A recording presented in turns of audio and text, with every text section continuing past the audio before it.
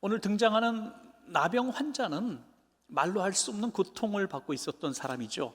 육신적인 고통은 말할 수 없었을 것입니다. 이 나병이라고 하는 것이 살이 썩어져 들어가는데 안타까운 것은 아픔을 모른다는 것이죠. 그래서 길을 가다가 갑자기 뭐가 툭 떨어져서 보면 자기 손가락이 떨어져 있고, 또 팔목이 잘려져 있고, 또 여기저기 썩어져 가는 모습을 봅니다. 뭐 보신 분들도 계시겠지만 저도 몇 해 계속 가서 이제 봉사도 하고 또 섬긴 적이 있습니다. 가서 보면은 나이가 연로하신 분들은 특별히 이 손목 없는 분들이 참 많아요. 얼마나 안타까운지 알 수 없습니다. 고통을 잘 몰라요. 그렇게 죽어가는 자기의 모습을, 날마다 변해가는 모습을 본다는 것은 참으로 두려웠을 것입니다. 그런데 더 큰 아픔은 이 거절당함의 아픔이라고 하는 거죠. 누구를 만날 수가 없는 것이죠. 우리 사람은 이 공동체 생활을 해야 살아가는 것 아니겠습니까? 삶의 보람과 의미가 있는 것 아니겠습니까? 그런데 이 사람들은 마을에서 쫓겨나서 이제 동굴 같은 데서 이제 목숨만 연명하는 그런 삶을 살았습니다. 어떤 일도 할 수 없었습니다. 그래서 자기와 비슷한 처지에 있는 나병 환자들과 모여서 살 수 있는 그 방법밖에 없었죠. 뭐 가족을 너무너무 보고 싶어서 몰래 한밤중에 집 근처로 가겠죠. 그럼 아이들도 있고 아내도 있고 또는 남편도 있고 가족들이 있는 모습을 멀리서 바라보다가 눈물 흘리면서 돌아갈 수밖에 없는 그런 거절의 아픔이죠. 친구가 어디 있습니까? 친척이 어디 있습니까? 이웃이 어디 있습니까? 다 자기 곁을 떠나고 말았습니다. 이런 상황 가운데서 혹시라도 사람이 너무너무 그리운데 길을 가다가 어떤 사람과 마주친다고 합시다. 좀 아는 척도 좀 하고 싶은데 큰일 나는 일이죠. 율법에 뭐라고 얘기했냐면, 내가 나병 환자인지 모르는 사람이 나병 환자인지 모르고 가까이 다가오면 나는 나병 환자입니다라고 소리를 치라는 겁니다. 그 뭐라고 소리치냐면, 부정하다, 부정하다. 나는 부정한 사람입니다. 다시 말해서 나는 죄인입니다. 나는 더러운 사람입니다. 나는 환자입니다. 내 곁에서 떠나십시오.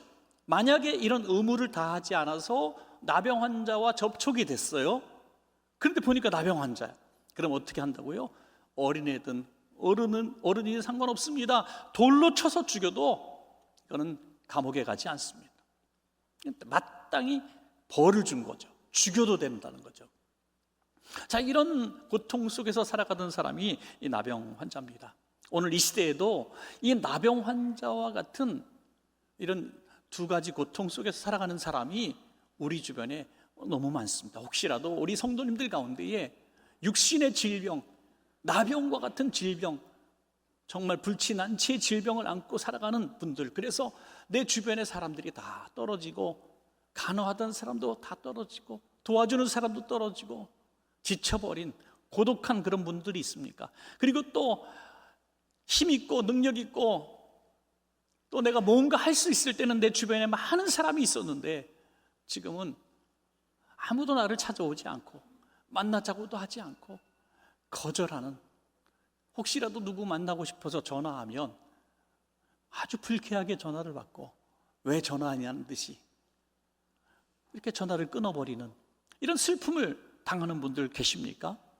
여러분, 이런 시대에도 오늘 나병 환자가 주님을 만났듯이 그 동일하신 주님은 오늘 우리에게 이렇게 말씀하고 있습니다. 마태복음 11장 28절에 수고하고 무거운 짐진 자들아 다 내게로 오라, 내가 너희를 쉬게 하리라 그러셨어요. 이 좋으신 주님이 우리의 주님이십니다, 여러분. 그런데 이 나병 환자는 오늘 소망을 갖게 됐는데 바로 예수님이 오신다는 소식을 듣게 된 겁니다. 이제 예수님을 만나면 자기도 이 질병에서 노임받고 이 사람들로부터 거절당했던 이 거절에서 이제는 환영으로 바뀔 줄 모른다는 이런 기대를 가지게 된 거죠. 그런데 예수님을 직접 만났을 때 그는 두려움이 하나 생겼습니다. 예수님도 지금까지 나를 거절했던 그분들과 마찬가지로 나를 거절하면 어떡할까? 너무 두려웠던 거예요. 자기는 또 예수님 앞에 당당하게 나 고쳐주세요라고 말할 수 있는 자격도 없는 것을 자신이 더 잘합니다. 그래서 예수님 앞에 뭐라고 얘기합니까? 주여, 주께서 원하시면 나 고쳐주시고요, 안 고쳐주시면 할 수 없죠 뭐.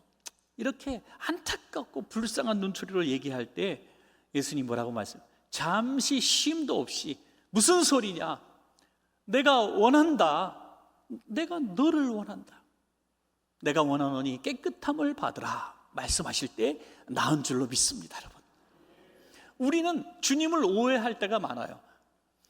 한 주간, 지난 한 주간의 삶, 또는 지난 한 달 삶, 지난 우리 인생을 돌이켜보면서 내가 이 정도로 하나님 앞에 영광 돌리는 삶을 살았고, 누군가에게 내가 정말 과거에 했던 화려한 헌신의 이야기를, 인생의 이야기를, 스토리를 돌려드리면서 야, 나 이런 사람이야, 그러니까 마땅히 하나님이 나를 반기실 거야 라고 생각하고 살아가는 사람도 있겠지만, 또 어떤 분들 가운데는 지난 한 주간, 지난 한 달에, 1년에 지난 인생을 뒤돌아보면 나는 부정한 사람이라고 말할 수밖에 없고, 나는 버림받은 사람이라고 말할 수밖에 없고, 주님이 내 기도에 들어주실 리가 없다고 생각하는 이런 마음을 가질 수도 있다는 거예요.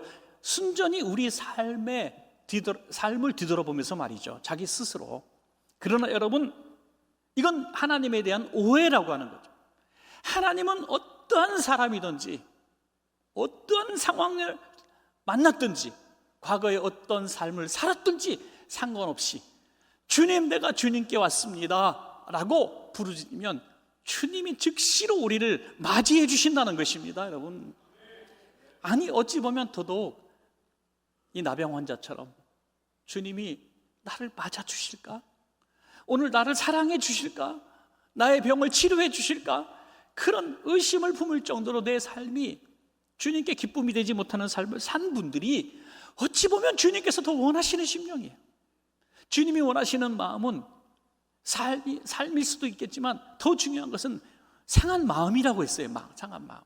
오늘 주님, 나는 자격이 없지만, 나는 부정한 사람이지만 주님께 왔습니다 하는 그런 심령으로 오신다면 반드시 나병 환자를 만나셔서 치유하신 것처럼 오늘 저와 여러분도 만나주시고 치유하실 줄로 분명히 믿습니다. 여러분, 주님이 어떤 것을 원하시는가, 그럼 어떤 자세로 우리에게 주님께 오기를 원하시는가, 오늘 본문을 통해서 알 수 있는데요, 첫 번째로 예수님 우리가 간절히 구하기를 원하십니다. 여러분, 주님 도와주세요 하기를 원하신다는 거예요. 여러분, 마태복음 8장 1절에서 2절입니다 우리 같이 읽습니다. 시작. 예수께서 산에서 내려오시니 수많은 무리가 따르니라.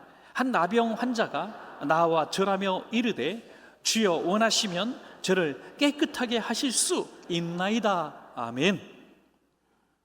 이 짧은 구절 속에서 나병 환자가 어떻게 간구했는지를 아주 정확하게 보여주고 있는데요, 이건 저와 여러분이 오늘 표본으로 삼기에, 모델로 삼기에 좋은 기도자의 모습입니다. 첫 번째로 보니까 이 기도는 믿음의 기도였다는 거죠. 믿음의 기도. 지금 예수님은 혼자 오신 게 아니라 주변에 수많은 무리들과 함께 오셨습니다. 따라오고 있었습니다. 제가 서론에서 설명을 드린 것처럼 나병 환자가 만약에 그 군중의 무리 속에 들어가 계신 예수님을 만나기를 원한다면 기다려야 했습니다. 저 멀리 서서 다른 나병 환자들이 성경에서 기록된 거 있잖아요. 예수 선생님이 우리를 불쌍히 여기소서라고 소리치는 이 방법밖에 없었어요. 그런데 이 나병 환자는요, 목숨을 걸었습니다. 군중을 뚫고 들어갔습니다. 예수님 앞에 엎드렸습니다. 예수님 발 앞에 엎드렸습니다. 만약 그 순간에 사람들이 야, 이 사람 봐라, 부정하다 소리도 안 했어, 나병 환자인 것 신호도 안 보냈어, 돌로 쳐서 죽이자 하면 죽어야 되는 거예요. 여러분, 때로는 우리가 오랫동안 기도했던 제목들이 응답받지 않고, 하나님은 왜 내 기도에 응답하지 않으실까? 내가 오랫동안 기도했는데 왜 질병에서 나를 치유하지 않으실까? 내가 기도는 계속했는데, 오랫동안 기도했는데 왜 응답이 없을까? 혹시 그런 마음을 가지고 계신 분이 계시다면 오늘 내가 과연 나병 환자처럼 이런 목숨을 건 믿음의 기도를 한 적이 있는가? 한번 생각해 볼 필요가 있습니다. 여러분, 목숨을 건 기도는 이 기도하다가 죽겠다는 겁니다. 여러분, 야고보서 5장 15절에 그런 믿음의 기도는 어떤 기도인가 말씀하고 있습니다. 시작. 믿음의 기도는 병든 자를 구원하리니 주께서 그를 일으키시리라. 혹시 죄를 범하였을지라도 사심을 받으리라. 아멘. 이런 목숨을 건 기도, 주님밖에 길이 없습니다. 주님밖에 나를 치료하실 분이 없습니다. 이런 목숨을 건 기도가 있으면 우리에게도 이런 기적이 임할 줄로 믿습니다. 또 하나는 하나님의 뜻대로 구하는 기도이기 때문에 이 기도는 주님이 받으셨습니다. 여러분, 많은 사람들이 또 기도에 대한 약간의 잘못된 정보를 가지고 있는 것 같습니다. 그것은 때를 쓰면 하나님은 언젠가 응답하실 것이다라는 거죠. 그래서 과거에 부흥 강사님들이 그런 말씀을 많이 하셨어요. 물론 나쁜 의미로 말씀하신 건 아니겠죠. 기도할 때 저 산에 올라가서 좀 흔들 만한 나무를 잘 찾아가지고, 특별히 소나무, 이제 조그만 소나무 같은 거 잘 찾아가지고 그거 확 흔들면서 주시옵소서 주시옵소서 하다가 뿌리가 뽑힐 정도가 돼야 응답이 된다. 네. 그래서 진짜 기도원에 가면 그 나무 적당한 거 찾아갖고 뽑아놓은 사람들이 한둘이 아니에요. 요즘 그거 뽑으면 감옥 갑니다. 여러분, 감옥 가요. 하나님이 기뻐하시는 기도는 소나무 뿌리 뽑는 기도가 아닌 것이죠. 기도는 내 뜻이 주님께 관철돼서 주님께 억지로 응답을 받아내는 게 아니라 나를 죽이고 주님의 뜻이 무엇인지 깨닫는 것이 기도입니다. 이 사실이 분명하게 내가 인식되어질 때 우리는 기도가 무엇인지 깨닫게 되죠. 그래서 예수님의 기도 가운데 가장 위대한 기도 한 토막을 우리가 본다면 바로 겟세마네 동산의 기도라고 이야기하는 겁니다. 마태복음 26장 39절에 얼굴을 땅에 대시고 엎드려 기도하여 이르시되 내 아버지여 만일 할만하시거든 이 잔을 내게서 지나게 하옵소서. 이게 예수님의 마음이죠 지금. 그러나 나의 원대로 마시옵고 아버지의 원대로 하옵소서. 예수님이 겟세마네 동산에서 피 눈물 흘리시면서 하시는 이 기도가 나의 뜻을 죽이고 하나님의 뜻을 구하는 기도였습니다. 여러분, 우리가 몸부림치면서 기도해야 될 이유는 하나님의 뜻이 이루어지기를 위해서 기도하는 것입니다. 그런데 여기 비밀이 있어요. 여러분, 내 뜻대로 기도해요 만일 얻어진다면 잠시는 좋을지 모르겠지만 그것이 주님의 뜻과 다른 응답이라면 내게 결코 복이 될 수가 없다는 것입니다. 하나님은 선하신 분이십니다. 하나님은 좋은 것을 주시기 원하시는 분이십니다. 그러므로 주님은 더 좋은 것을 갖고 계시기 때문에 주님께서 무엇을 주시려 하는가 그것을 깨닫기를 원하신다고 하는 거죠. 우린 그런 경험들을 너무나 많이 합니다. 만약에 우리가 기도한 대로 다 응답을 받았더라면 지금 이 자리에 계실 분 아무도 없을 거예요.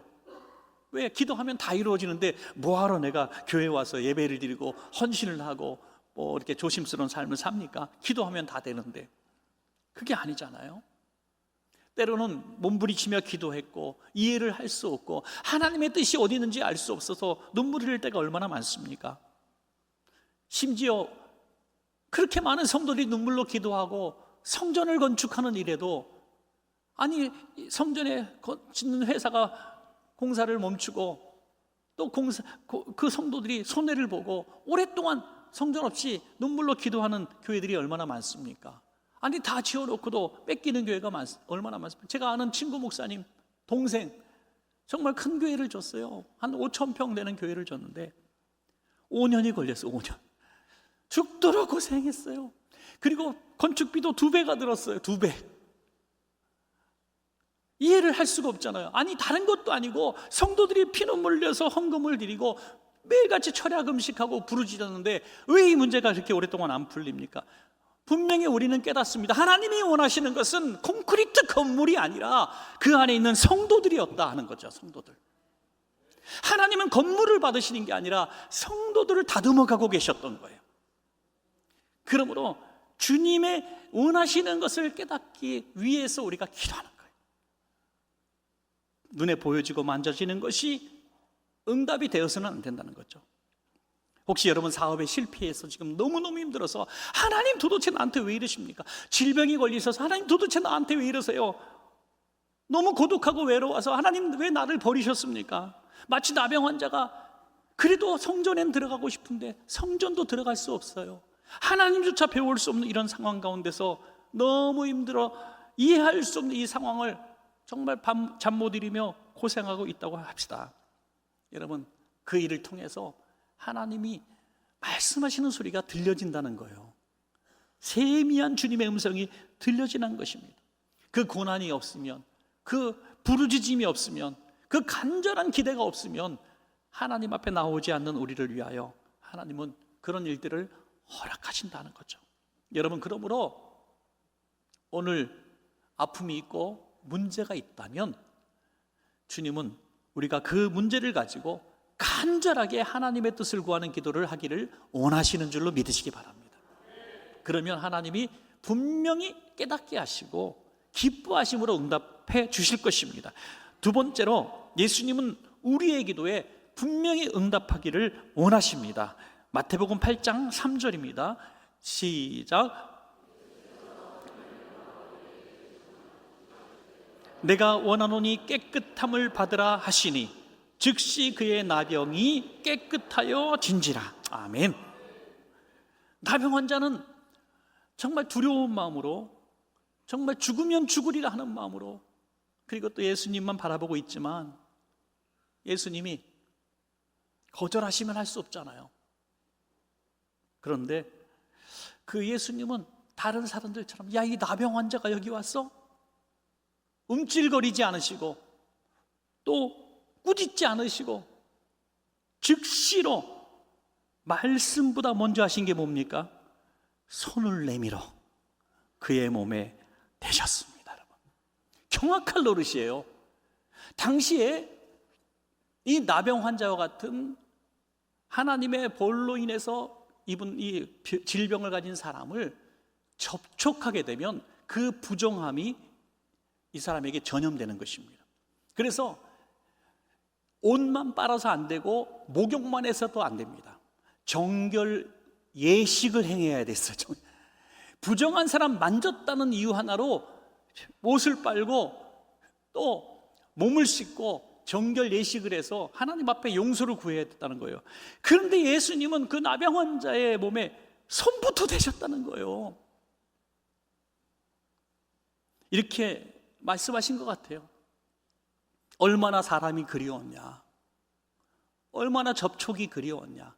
가족도 너를 만질 수 없고 친구도 이웃도 그 형제들도 다 너의 곁을 떠나고 누군가 만나고 사람이 그리워서 가면 돌을 들어서 던지려고 하고 부정하다 부정하다 스스로 외칠 수밖에 없는 그 외로움, 주님이 이렇게 말씀하시는 것 같아요. 얼마나 외로웠냐, 얼마나 아팠냐. 예수님은 그 신음소리를 들으셨고 눈물을 보셨다는 거예요. 그리고 말씀하시는 거죠. 너는 부정한 사람이 아니야. 너는 죄인이 아니야. 나는 네가 깨끗함을 받기를 원한다고 말씀하신 거죠. 아픈 성도들을 위해 기도할 때 가장 제가 많이 쓰는 표현이 바로 이 표현입니다. 주님의 피 묻은 손으로 어루만져 주세요 하는 거죠. 여러분, 아파서 기도를 부탁하신 분들에게 기도를 하는데 솔직히 제가 무슨 능력이 있습니까, 여러분? 제가 평범한 사람 중에 한 사람이고 죄인 중에 한 사람인데 무슨 제가 능력이 있어서 그 사람을 위해서 병 낫기를 위해서 기도할 수가 있겠습니까? 말씀대로 할 뿐이에요. 말씀대로 손 얹어서 기도하라니까. 그래서 이렇게 주님께 의탁하는 겁니다. 주님이 이 사람 사랑하시잖아요. 그러니까 오늘 제가 대신 손 얹었으니까 예수님이 손 얹어 주세요. 예수님이 손 얹어 주세요. 그러니까 성도님들도 기도받을 때 목사의 손이 아니라 주님, 목사님이 손 얹었지만 예수님이 나를 피 묻은 손으로 안수하지 기를 내가 기대하고 믿습니다 하는 거죠. 그래서 나았을 때 목사가 고친 게 아니라 주님이 고치신 거예요. 그 주님께 영광을 돌리는 거죠. 여러분, 주님은 피 묻은 손으로 우리를 만져주시기를 원하십니다. 못자국 난 손, 날 위해서 고난당하신 손, 그 손으로 우리를 만져주시길 원해요. 어떠한 질병이든지 어떠한 죄인이든지 상관없습니다. 내가 다 너를 죄를 씻기기 위하여 내가 피 흘렸다, 내가 고난당했다, 누구든지 와라, 어떤 죄든지 가지고 와라. 다른 사람은 부정하다고 얘기하고 죄인이라고 얘기하고 따돌리고 멸시한다 할지라도 주님은 기다렸다고 말씀하시는 겁니다. 오늘 혹시라도 이 육신의 질병, 마음의 고통이 너무 커서 사람도 만나고 싶지 않고 누구도 만나고 싶지 않은 이런 상황에 있다 할지라도 예수님은 절대 멀리하지 마시기 바랍니다. 오늘 예수님 앞에 나와서 그 피 묻은 손에 그 주님의 따뜻함을 꼭 경험하시고 오늘 치유받으시는 여러분 되시기를 축복합니다. 마지막 세 번째는 예수님, 우리가 하나님께 영광을 돌리기를 원하십니다. 여러분, 마태복음 8장 4절입니다. 시작. 예수께서 이르시되 삼가 아무에게도 이르지 말고 다만 가서 제사장에게 내 몸을 보이고 모세가 명한 예물을 드려 그들에게 입증하라 하시니라. 아멘. 크게 두 가지가 생각이 되어지는데요. 첫 번째는 받은 은혜를 증거해서 하나님께 영광을 돌려라 하는 거죠. 제사장에게 찾아가라는 거예요. 찾아가서 몸을 보이라는 거예요. 아니, 당신 나병 환자가 어떻게 낫습니까? 물어보지 않겠어요? 처음 제사장이 얼마나 놀랬겠어요. 딱 행색이 보니까 나병 환자 옷을 입고 나병 환자로 살았던 사람 같은데 갑자기 찾아옵니다. 이게 무슨 일이냐? 그런데 제사장님, 걱정 마세요. 제가 나병 환자였는데 지금 보십시오, 내 몸이 깨끗하게 되었습니다 하고 보여주라는 거예요. 그리고 제사장의 어떤 입회하에 잘 진단하여서 나병에서 나았다는 증명서를 받아가라는 거예요. 무슨 뜻입니까? 당신 어떻게 났어? 무슨 일이야? 무슨 약을 썼어? 물어볼 때 예수님이 나를 고쳐주셨어요 하는 거죠. 당시의 제사장들, 바리새인들, 서기관들, 종교 지도자들은 예수님을 믿지 않았습니다. 그들에게 당신이 기다리던 메시아가 바로 날 고쳐주신 예수님입니다, 내 몸을 보십시오 라고 간증하라는 겁니다. 그럴 때 하나님이 영광 받으시는 것입니다. 여러분, 우리는 어떤 고통 가운데서 우리가 해결받았을 때 너무나 많은 잘못을, 삼가 아무에게도 말하지 말라 했는데 하나님께 영광 돌리기 전에 먼저 사람들에게 다가갑니다. 야, 내가 이렇게 죽을 뻔했는데 내가 살아났어. 내가 그때 말이야 핸들을 이렇게 잘 꺾어서 내가 이렇게 민첩합. 내가 그때 투자를 잘했지. 내가 그때 발을 빼길 잘했지. 내가 그때 이 회사 다니길 잘했지. 내가 그때 이사 가길 잘했지. 자기에게 모든 공로를 돌리는 게 사람에게 말하는 겁니다, 여러분. 바로 그럴 때에 하나님이 얼마나 섭섭하실까요?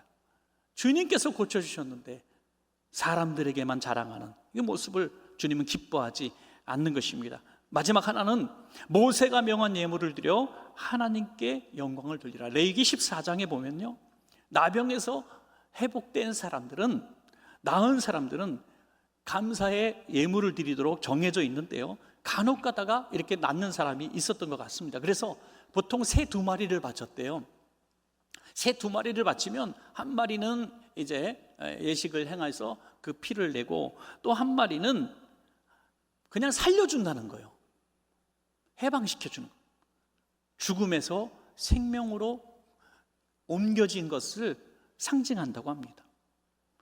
한 마리는 제물로, 한 마리는 자유를. 여러분, 우리가 바로 이 죽음에서 생명으로 건져졌을 때 정한 예물을 드려야 하는데 이 정한 예물이 뭡니까? 비둘기도 아니고 어떤 물질이라고 말할 수도 없는 겁니다. 저는 이렇게 생각해요. 감사하다는 거, 감사는 그 은혜에 감사하는 것과 내가 받은 것에 대한 보상의 감사가 있습니다. 너무 어려운가요? 이를테면 나한테 뭘 잘해줬어.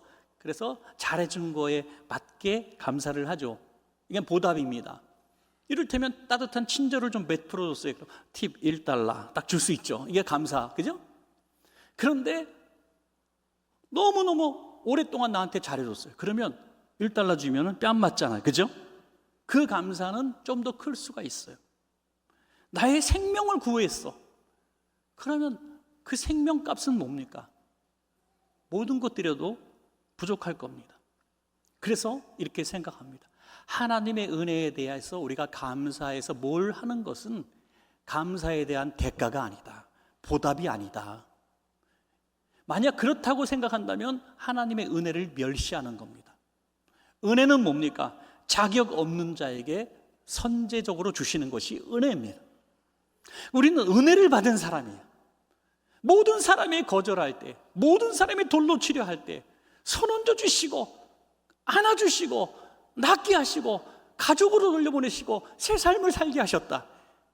세상에 주님 같은 분이 어디 있습니까? 그에게 무슨 감사를 드릴 수 있겠습니까? 예수님은 보답을 바라지 않으셨어요. 하나님께 감사하라. 하나님이 하셨다. 오늘 저와 여러분이 하나님께 드리는 감사는요, 목소리가 될 수도 있어요. 찬양으로 주님, 내 감사를 내 목소리로 올려드립니다. 내 손으로, 내 발로, 내가 주신 재능으로 또는 때로는 물질로도 드릴 수가 있습니다. 어떠한 모습이든지 주님의 은혜를 내가 고마워서, 감사해서 내가 할 수 있는 일들이 이런 것밖에 없기 때문에 드리는 것이 주님을 향한 영광을 올려드리는 그 방법이라고 하는 것입니다. 때로는 많은 것 드려도 교만할 필요가 없고요, 때로는 드릴 것 없어서 그 헌금 봉투에 1,000원짜리 한 장 딱 넣을 수밖에 없는 그런 어려운 시기를 지나가고 계신 분들도 계실 줄 압니다. 그 1,000원짜리 한두 장 찾기 어려워서 오늘 영상으로 예배할 수 있는 밖에 없는 성도도 있을 줄 압니다. 여러분, 그런 분들에게도 말씀드립니다. 여러분들도 최고의 감사를 드릴 수가 있습니다. 여러분, 그것이 하나님께 영광이 되는 감사라는 거죠. 과연 나의 드리는 이 감사, 내 헌신이 주님을 지금 영화롭게 하고 있는가? 그것이 진정한 감사고 구원받는 믿음입니다. 여러분, 누가복음 17장에 한 가지 예만 드리겠습니다. 여기에 보면 한 명의 나병 환자가 아니라 10명이 나와요. 10명이. 그런데 10명은 한 번에 와서 고쳐달라고 예수님께 왔을 때 예수님이 물론 다 10명을 고쳐주셨죠. 그런데 제사장에게 가서 몸을 보이고 단 한 사람만이 돌아왔다고요. 단 한 사람만, 이방인 한 사람만 돌아왔어요. 예수님이 너무 섭섭했어요. 내가 돈을 원했냐? 내가 너희들을 종 삼기를 원했냐? 무슨 보답을 바랬냐? 그런데 너 한 사람밖에 안 왔구나. 그 나병 환자, 고침받은 나병 환자가 뭐가 있었겠어요? 아무것도 없는 사람이에요. 그냥 단지 엎드려서 고맙습니다, 주님. 내가 주님 때문에 병 고침을 받았습니다 하고 그냥 엎드렸을 거예요. 그런데 예수님이 이렇게 말씀하십니다. 내 믿음이 너를 구원하였느니라. 믿음이 너를 구원했다. 감사를 믿음으로 보시고 하나님께 영광 돌리는 그 감사를 보시고 구원의 축복을 주셨다고 하는 거죠. 하나님께 영광 돌리는 감사가 있어야 구원에 이르른다고 하는 거죠. 공로가 아닌 하나님께 영광입니다. 자비로우신 하나님, 은혜로우신 하나님, 영광 돌립니다. 얼마나 쉽습니까, 여러분? 오늘 이 시간에 그냥 한번 주님께 얘기하면 되는 거예요. 주님, 내가 지금까지 살아온 것도 주님의 은혜였습니다. 내가 숨쉬고 미래를 바라볼 수 있고 몸은 점점 힘들어지고 상황은 점점 나빠지지만 하나님 나라를 바라봅니다. 주님의 은혜가, 이것이 주님의 은혜입니다. 이 고백하는 한마디가 믿음이고 영광이고 구원입니다. 여러분, 말씀을 맺겠습니다. 이 나병 환자의 이야기는 오늘 저와 여러분의 이야기이기도 합니다. 오늘 그런 난치불치의 병을 만날 수도 있고 가족에게서 버림받고 이웃에게도 버림받을 수도 있고 친구들이 다 떠날 수도 있습니다. 그때 기억하십시오. 단 한 분, 주님은 우리를 거절하지 않는 분이다 하는 거죠. 그분께 가서 주께서 원하시면 하면서 간구하시고 응답을 받으시고 또 영광 돌리시는 복된 삶 사시기를 주님의 이름으로 축원합니다.